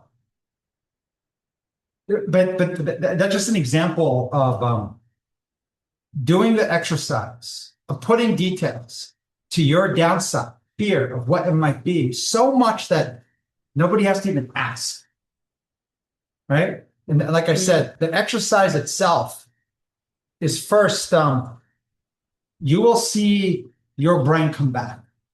How you will feel mental energy of mentally lighter, and how you will know is try to visceral draft your primary, most important project. Most people is how to make money, right? Whatever the thing is that number one to make money, you try to do it, and you will see that it has like a fresher take. If you do it right, you have a fresher take. When it doesn't, it has a stale, stagnant, kind of like, you know, like here we go again. Like I got to do my homework. Hey, that energy is different. And the mental limp I love because that little thing is so small. The yapping bird. Once I texted Megan, and I wasn't going to share it because someone's going to like, if the bird's gone, they're going to like report me to the wildlife people. But I'm not going to kill it. I like animals, but like how I would like hose it down and let it fall off that leg, right? There's a lot of that. Like, so that. No, I said I can do it. So Yeah, so Charlie, I was putting, here, I can unmute. No, don't know. Okay, don't, I won't. So I was wondering if you could talk about risk versus, I guess, risk of ruin, and when does the wisdom of the herd hold value versus needing to be ignored? And I'm specifically thinking about your DOJ situation, and to some extent how that could apply to my own situation that I'm contemplating. Yeah, as like a Legal element to it. So my top reaction comes to this slide. And by the way, Monica, I think you're raising hands, so I'll come to you next. But you know this notion I said strategy is cheaper to iterate? As in strategic thinking is a lot cheaper to iterate, especially with people who are like also not out to get you. Meaning there are people you can trust and take some risk. So you think about, ooh, like if I take that risk, what will they think? You know how many people think, like, what would I think? What would they think of me if I take that risk? That's downside analysis. Go through your worst possible, like, realistic view of downside, and you'll realize, wait, I'm making up me not taking thinking risks, exposing my strategy. So I say this because the shots itself will have much higher costs. So can you 113? What shot will I take this week in your legal case? What shots would I, and it can be shot or shots, would I take action like in the month? Look at the calendar, look specific. In 3 months, look at the calendar. That's your first version. Share, reaction. It's amazing how you can't iterate what you can't see. And we have to be able to see our own like strategy, despite how embarrassingly shallow and stupid it is. And so the built-in muscle makes you write it for the sake of approval and optics. And so that's the same as a Rick Rubin artist. You're writing it to try to win the audience over. No, you're writing it for you, right? You're writing it and you're repping and repping. But this notion of being able to show it and see it, like why a human being will matter is because, and this is where, oh, I just do it only with AI. It feels safer, right? Like, it's just not as good. It is just not as good. And I want you to realize, like, because every one of us is so stressed with our own life goals of making money or making impact or our own growth and own everything else, own health, they don't hijack you. Tech is built to hijack you because you are their product, right? So it's built to, it's like a drug deal. I want you to think of AI and tech as drug deal. It is built to get you hooked on their drugs. So like the more you go in, it's like, it's such a powerful tool, which is why I'm using the extreme example of drugs just to make you realize, okay, I have to be careful. It's dangerous, but it also is so powerful. So before you figure out how powerful and how you can use it, you have to first honor and respect how dangerous it is so that you have to rep and build enough muscle of your own agency in thinking, right? Your own version. And I want you to think, if you even did 113 in this case, say 3 weeks in a row with the right group of people, and you were getting really real and detailed, you know, by end of week 3, you might be shocked at what's there. You might look at what first week version looked like, what third week version looked like. And remember, you're actioning in between because 113 means you action in 1 week, right? You might be shocked. Like, I like that trend. I want 10 more weeks of that consistent. What happens if I do 50 weeks of that, 100 weeks? And everyone's like, well, it's not going to last that long. 3 years, I did not think would be fighting the DOJ. Things last always longer. And if it iterates and great things happen, maybe you want it to last, right? I mean, you never know, right? So I don't know if that. Yeah, no, you answered a lot. Like the risk planning, strategic thinking is less risky than the actual shot. And yet we fire better shots when we have a strategic plan. Because I know that the herd, I guess, to one extent, was your own legal community, your own lawyers, your own team being the herd, cautioning you maybe, hey, there's ruin if you go down this path. And how did you individually know when to listen to yourself or listen to your So we're going to do this podcast with the team at Gibson Dunn. They want to talk about how we won. All these like 1,000 lawyers go on, I guess, and listen. Right. And, you know, there are 3 things that matter for us to win. One was definitely the evidence of innocence. The second was definitely the legal team. Gibson Dunn and Quinn were 2 different powerhouses bringing different unique parts. We'll talk about that. The third part was our own work around leadership, around our agency.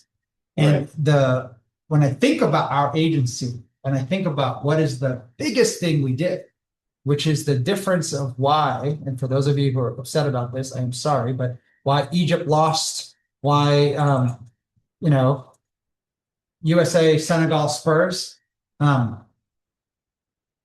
playing safe is just innate in us. We wrapped in routine and setup of what not playing safe, playing offense looks like every single week, every single thing, including through the trial. So much that as the right moments came up, it was easier to do. It doesn't mean it's a perfect sport way to do it, but like defense lawyers are not very good at playing offense. They're very good at defense. So when you're winning, what happens? You start playing safe. And so in that exact juncture when that happened, when we were winning, we were pressing to play offense. And it's as many parts of it. It's not even just one piece. And so I think about how that moment of wanting to play safe will happen for all of us. Always does. And the only way you'll be able to get there is to rep this enough that it's baked in your bones, right? The notion of high agency driving, I can't remember where I put it, but like, yeah, it's like routine and setup. Weekly routine and physical setup are the two things that will literally ingrain it into your bones. And so when you get the feeling of like, shit, I want to play safe. Everyone wants to play safe. You will have the feeling of that as death. Not as like, that's a better thing to do. No, you will, and you won't even be able to explain maybe fully, why does it feel like what everyone wants to do feels like death? Right. Right? I forgot where I put it, so I'm trying to look for it. But The idea that it has to innately feel wrong to play safe. That like rep so much. This is what I was saying. It's not a cognitive exercise. It's not like talk to yourself, come up with a phrase, meme, whatnot. You know, it's like, and you know, I was having this back and forth with Megan, and she was saying, where does story fit? You know, how you talk to yourself. I was like, you know, when you take story, you think about the big narrative, 5%. I want you to think about the everyday. Every day is not tied to like one story. It's like tied to like just there's a feeling. You know how when you rep something enough, something feels right and something feels wrong. How to train yourself to see playing safe when you're winning, right? That's wrong. Like these teams that really messed up, I mean, they really fucked up in the sense of they were doing miraculous shit, 2-0, right? Instead of playing the same strategy, I'm telling you, ever so somewhat, they subtly shifted the strategy to now play defense to protect the win. If they played as if they were still 0-0, they were probably won. Now it's a game that who knows, maybe they wouldn't, but they would have done a lot better than they did. And you can see it. You can almost feel the psychology of the game when they start unraveling. When they start to like because it's just human nature to like want to play safe. When you feel I have thought to lose versus like it's so counterintuitive. How do you train out that feeling and see playing safe as death so that it makes you look? It doesn't mean you will recklessly take risks and look at harm and people who like, you know, but it's like, but there's a part of like, it's a feeling, it's training a feeling. So automatic in that. It takes time. And I would say that's what I would attribute. We needed 3 things to win, but that's the contribution Megan and I brought. And the first trial, I mean, technically we won because it was a mistrial, but same thing happened. We were winning, and then suddenly the game flipped. The lawyers started playing safe. And every instinct of mine was, of course, this is wrong, but like kind of gave in. Second trial, didn't give in to. In fact, every time, and in fact, it was so routine. We mapped it out, viscerally drafted it, even exposed it, even like 3 months before. And then every day of the trial on the sheets, we were exposing this exact thing was going to happen. And so then ideas of how to always play offense. And if I had 10 ideas, maybe they picked up 1. So if you compare it to the first trial, was there that moment where you're like, we're going to play it safe, whatever But when happened. we were started winning. Yeah, Yes. okay. Many times. Happened several instances. I guess we'll wait for next week's discussion about when to call it quits, I guess, because I feel like maybe that contributes. I think when the call it quits, I'm saying is like once again, when the call it quits, it's almost like I think when the call it quits, to me, the error of how the world has trained us when the call it quits usually falls in one of these two things. This is all just memes I found of like, instead of never give up, sometimes it's okay to give up. There's a difference between giving up and knowing when you had enough. People say never give up, but sometimes giving up is the best option because you realize you're wasting your time. What to do when you feel like giving up, right? So this is all like yay for giving up. Not good strategy, right? So then there's this one. The moment you're ready to quit is usually the moment right before a miracle happens. Don't give up. Not good strategy. Both are just black and white, blunt. Like this is how most people think of giving up. Yeah. It's one of these two things and both suck. So this is where the hard work and understanding like the nuances of not giving up is vastly different than this.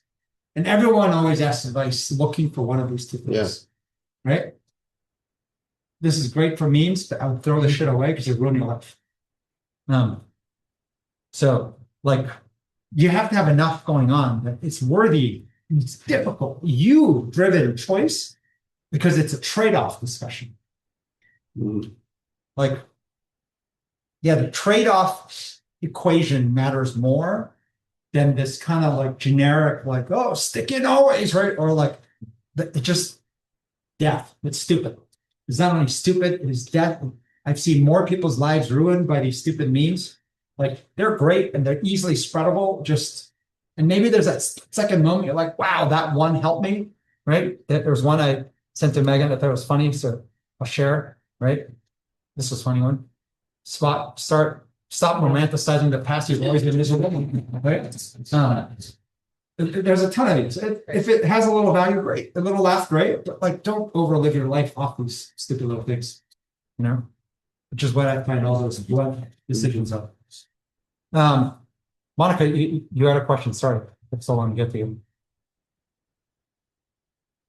Thank you. And I'll try to be short. Is it us or is it?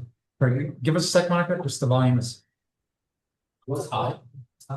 Yeah. Someone else listening? Can you hear me now? Yeah. Oh, perfect. Yes. Go ahead. Okay, great.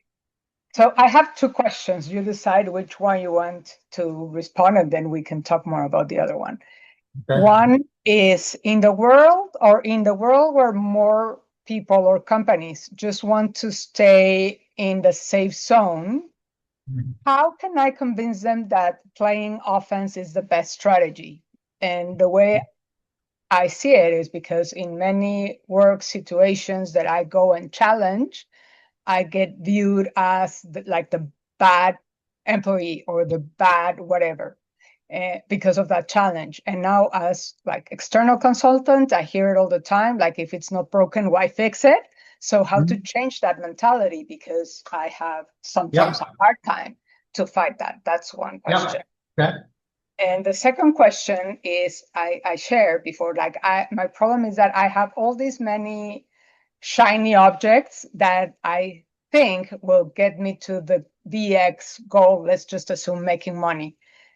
How can I determine which one will be my primary so that I focus on that one? Because I recognize for sure that compartmentalizing and trying to do many things at a time is definitely not good. So here, I answer both. I think it's I can answer them pretty quick. I think the first one, safe zone versus the whole playing offense. The old way of operating is to convince, it's to sell, it's to market. The new way is you as an example. Like, I like that. I want you to think of like the new way is like no different than Rick Rubin with the artists. And it's hard because like it has to start with you as an example and your cup overflowing of like example after example, and to the point where you don't need to convince or sell anything. That's the place to get to. That overflow is what will get others to feel the same emotion, to want what you're doing. Otherwise, it's like it's like a very unhealthy person trying to convince everyone else to be healthy. Yeah. Like, and that, because it's so much more information, and like, not only can you find it, but if you can't, they can feel it. Kind of coming back to the Rick Rubin with the artists, you got to get to a place where, like, you are the example, overflowing, like, kind of having trained them, learned, and then sharing the nuances and insights. And with that comes the next part, which is somebody else. So that's first one. The shining object thing. So this is what's interesting. The notion of strategy. Like, often what people do is, well, I am not going to pick, right? I say, I'm not going to strategize. I'm just going to scatter shot. Every week, I'm just firing shots. And then whatever falls out of the air is going to determine my strategy. Like, and so a lot of people have a lot of detail, a lot of action, but you'll see they're missing strategy. Strategic thinking is actually cheaper than firing shots. And so if you bake into your routine, into your setup, the notion of strategy, not only VX, but what the 113 is specifically Monday versus Friday. You know what's interesting about doing the exercise twice a week, beginning and the end? By Friday, it's like the action you took. What happened? What didn't work? What did you learn that was different? And the 113, you're looking at it constantly. You do this repeatedly. And there's a part that happens of shiny object. The idea of faith and belief. Like, you don't redo a VX every single week. You cover VXs where, like, you know what? That's worthy. And if there's something that's worthy, it's like Kathy's working on building communities, new people, machine. I don't know if I'll ever make money. I don't know if I'll ever make maybe the level of impact we want to make, given how much we're investing in it for how long. But it's a worthy project. And if it's a worthy project, like, I think it's worthy to become Kathy's primary. And so that means now I am going to do everything I can to use my routines and my setup, and then use my mind to just keep going at it. And I was thinking about this notion of being resourceful, but being tenacity and all this stuff. Like, just yesterday, this bird like shot on our window right in the middle where you can see it all. So hard to reach. So you try to clean it, you try a few things, doesn't work, and the arm's all scratched up and stuff. But this notion of, like, it took two people not giving up, figuring out how to stick your arm out with a hose, and then Kathy is directing me as I angle, spraying it, it's pretty much gone. And I use that as, like, once again, that's a side product. That's a secondary, right? But you know how illustrative that is of what the primary needs? That, like, not giving up. Sometimes it takes the help of somebody else, but this notion of, even overnight, when I think about, I was telling this to Laura last night when we had dinner, like, trade-offs. A lot of people are like, well, my sleep is precious, nothing bothers my sleep. And I was like, you know what? I'd rather trade off a little sleep to try to take a shot at cracking my strategy on my primary project. So I might look at it late night, even though it's so late. And then I might re-look at it in the morning, despite, like, it puts me in a bad mood. And this overnight brain constantly attacking fresh thinking on my primary. And you keep going out, you find a way. We are more obsessed on, well, should I give up? Right? Or should I change it? Mm-hmm. And so how much energy we spend, like, squirreling, waffle, second guessing, at some point, doesn't matter. It's a worthy enough VX. Learn the skills to go at it. And this is the part, if you're learning and growing, your skills of going at it will increase. Your level of creativity, and I was telling this to, I think it was Santiago, when we were in Boston. Like, what do you do when you're stuck? You know what I do? I go harder into my routines and my setup to crack the primer. A lot of people say, you know what I do when I'm stuck? I go work out more, right? Focus on my health and nutrition. And I was like, you know what? See, that's the thing. You just switched your goal. Your primary now became what should be a stepping stone, a ramp to go do the real thing. Like, I am willing to trade off all the things around to advance my primary. No, that is clear, but you already have a primary. I'm sorry to cut you off, but, like, when you're starting, like I'm starting, right? So I have 10 potential primaries that can make money, can make impact. Categorizing them, it's useful, I guess. But even if I do that, let's just say I keep 5 on the make money. How should I choose from those, or should I just be? I think 10. Your issue starts with 10, and then your issue second on the 10 is the squirrel. Squirrels always get hit in the road. You're bouncing too much probably amongst 10, and the value of strategic thinking applied repeatedly to pick. You can go through. I bet you viscerally, like not driven by AI or somebody else, you can pick probably the best primary amongst the 10, just based on everything you've seen and know. If you don't do it today, just do it tomorrow morning. Maybe just pick and then drive investing in that. As if do or die, I will make this work. And you'll see that the reason why it doesn't work is largely driven by you. Not only keep adding to 10 turns into 12, into 15 to 20, right? But you keep bouncing between. There's no commitment for fear that I think there's something I wrote, the belief that we think something easier exists, right? That's the silver bullet. So we refuse to just keep firing consistent lead bullet shots at this primer. Every now and then, and I say every now and then, it might be every 3 to 6 months, I might visit a VX and say, you know what? Maybe there's something even better, so I'll switch. Most times when you look at your VX, you're like, that at no time constraint, that's still a worthy. Then you stick. There's an amazing benefit to just sticking and chipping and figuring out a way. And if you are growing while that's happening, you will figure out how to find out. Now, the nuance I added was this, the make money version and then the make impact version.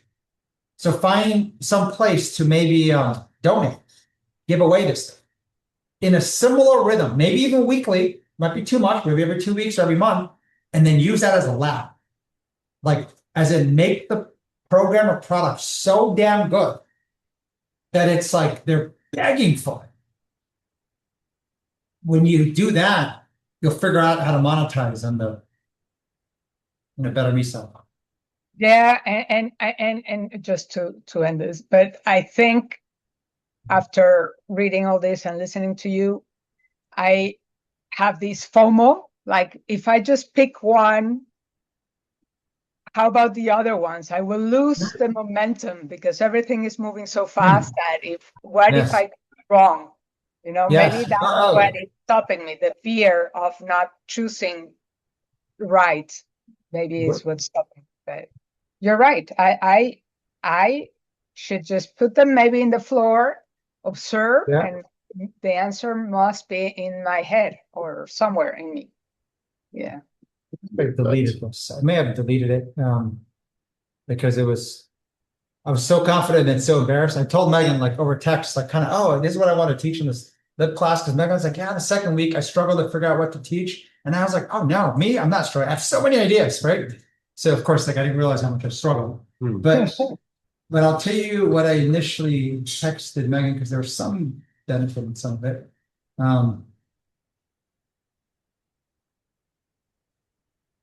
So I was going to teach 3 things: when to give up, and then the community building. And I said the bluff is I want the community to see Thursday as strategic thinking will get stronger mind and body. And then what do you say? So the point I want to make in this is this. When I put the slide of the in motion, you need to be in motion and making money, in motion and making impact, but in motion and learning. But what comes first, right? What precedes the other? The self-learning will precede. And the reason is because the human being is actually the single greatest lever of success. I was gardening this weekend. I was thinking about this guy, Jim Fadigan, who invented the Sesame Street characters. He had predicted this and mapped out from all his work that if land was the biggest driver, then capital was the biggest driver, tech was the biggest driver, it's going to be human capital for the next 100 years. And the notion that a human being, not armies now, it's a single you, is the driver of success more than anything. Most of us don't actually believe that, nor fully experience that. Intellectually, you might believe it. Like, but for you to actually walk the talk and live that, you have to get yourself into that flywheel of growing and training. And if you build that into your 95% weekly routine and physical setup, you will see that like week after week, it might not be immediately 1 week. 1 month goes by, 2 months, 3 months. You will find the evidence. Meghan talked about the evidence to double down and commit more. You keep doing what you're doing, you'll never find the evidence. You will not only not learn, because you have to learn not a shallow 2 inches deep across many projects, but what depth looks like. Going deep into like constant morning, evening, constant 113, like what does depth look like? Applied by me. And while I'm learning strategic thinking skills, right? So leadership, strategic thinking skills, and then decision-making with speed under stress, I'm learning these skills and baking it into my setup and my weekly routine. Yeah. That's the difference. It's not the silver bullet, but pick the right project. Yeah, it's That's what I'm trying to do. bullet, FOMO, correct. Yeah. Thank you. Yeah, the FOMO is the person you look and say, shit, I should have started my 95% early. Because now I'm behind. They've done it for 3 years, or they did it for 3 months. And it's like, and so when you're stuck, I pour into that 95%. True. Very good. Thank you. It was great. And anybody else on the Zoom? I can't quite see the gallery. Where's the gallery?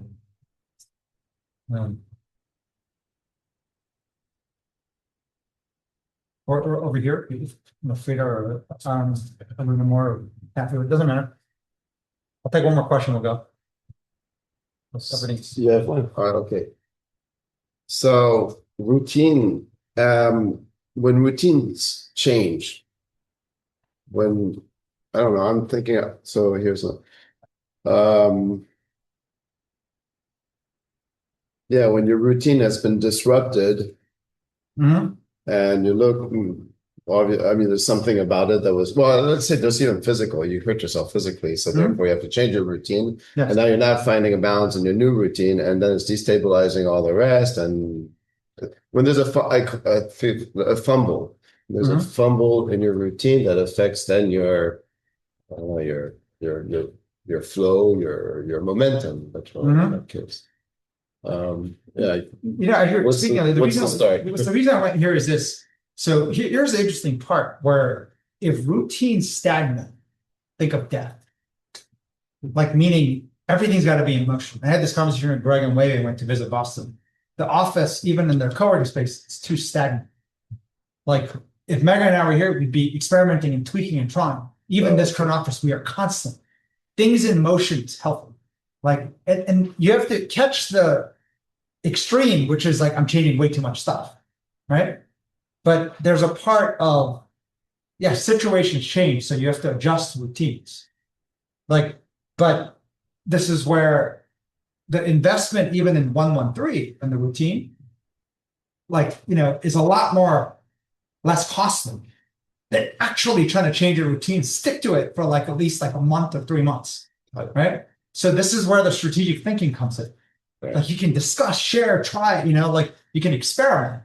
But I feel a lot of people are like, once again, it's like the meme of when to give up. It's like a blunt, on, off, yes, no, right? Like, and also recognize certain situations. Like for Meghan and I mean, our routine is not settled. We had a 958-day routine, and then we went on massive travel and everything apart. So the routine is rattled, but I can't tell you, even the routines I do know, I can glom onto. Right. I don't know. Yeah, it helps actually iterate even your routine. Like, I think of anything living should be moving, right? Because even so subtly, everything is changing. But if it's the exact same, and the way you look at it is not have to change it week to week. It's just that if I look like even 3 months back and nothing's changed, like that means I'm not like putting my even mind share into engineering my routine or even my setup. Like to me, perfect is more the in practice pursuit. Like, we talked about Eden, you touch Eden, but you don't actually stay in Eden. So like when you have good VXs, like you're like looking for perfection, but accepting that you'll never truly like live there. You'll only touch it every now and then. So routines are like that too. I think that falls also into the how not to panic when everything works so well and freeze that momentum. That's the other. I think so. Does it follow the same? So I think that everything works so well is usually so temporary, right? Which is why you touch it. Mm-hmm. You don't like live or stay in Eden, right? You're not married to just like touch it. Mm-hmm. And then panic. How much of it is in our head? Right. How much of the panic is made up? And this is the part we can't distinguish, which is why we have to be able to see it, show it to someone, see their reaction, and you'll see like. There's a notion of, this is the live stream, the truth is something you can feel. Like when you feel it, and then you show it, and then they feel it, like we're good. But when you're not, like, I could bring up the burden. I could say it in a way like, it's so horrible. If you don't understand, it's like having a baby crying all day long in your office. Like I can narrate it up where you're probably difficult to tell the truth and speak and say, are you like overweighting the bird maybe as the source of all your life problems? Mm-hmm. Like, and maybe that had nothing to do with that. Like, what I'm saying? Like, I can make it difficult. I can make it easy. And it's not, and so the other human being is just it's just the litmus test. But it really is still about yourself. Like you'll know when the hijacker is no longer hijacking your brain's ability to fully engage and think. But because it's so hard to tell exactly what it is, I find the other human being, whoever it might be, is a good litmus test. Because usually then both check off. That makes sense. Mm-hmm. Yeah. Peter, you have a thought? My real thought is around routine because I have a pretty strict workout routine and I've been developing it for years. And it's now I do this and I come here on Thursdays.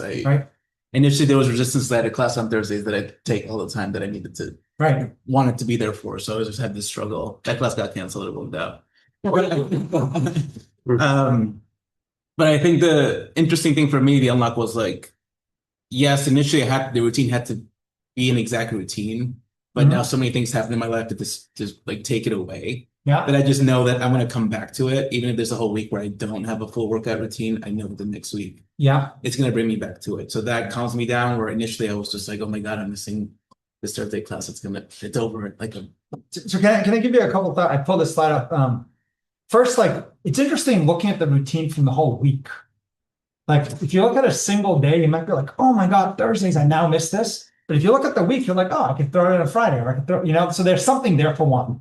But if you even put down the detail of why this is the workout body, like in detail, you might see something that kind of matters more in it than whatever that might be.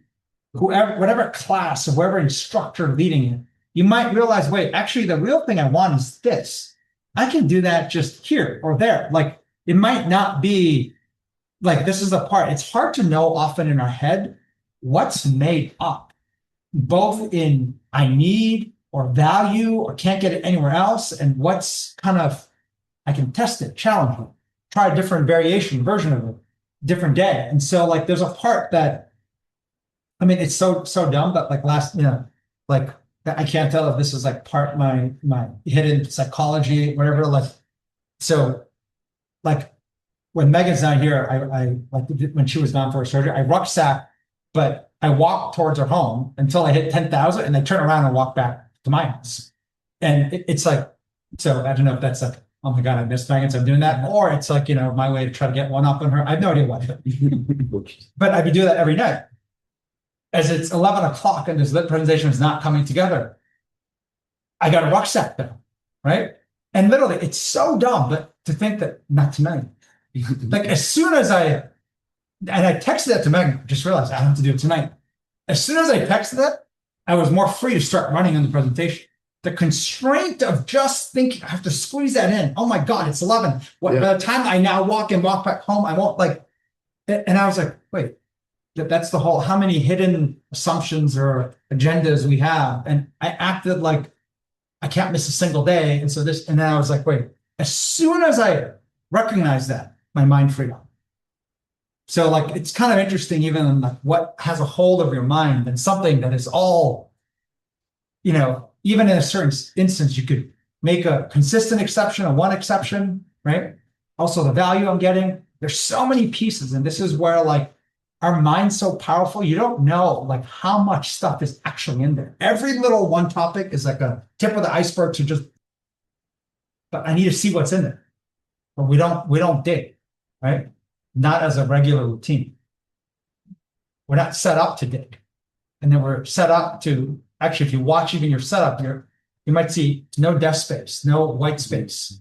Everything is computer immediately, phone immediately. So we're set up, and then like, AI is like, oh, I know everything about you, Frico, right? I know exactly what you're talking about, right? So it just adds on in the continued conversation, and then you just kind of get seduced more into saying, okay, you must know better than me. What happens? I don't have the reins to my life. I've given it away. So like that notion of you have to literally fight to take the reins, and you have to fight in the setup and the weekly routine. And then when you do, it's totally different. The power of AI shows up totally different. The power of like other people, totally different. Like until you do, it's like you're like kind of this like the bird is the reason why I couldn't succeed, right? Like it's like you just become victim and you become like disempowered. And that's the idea of low agency.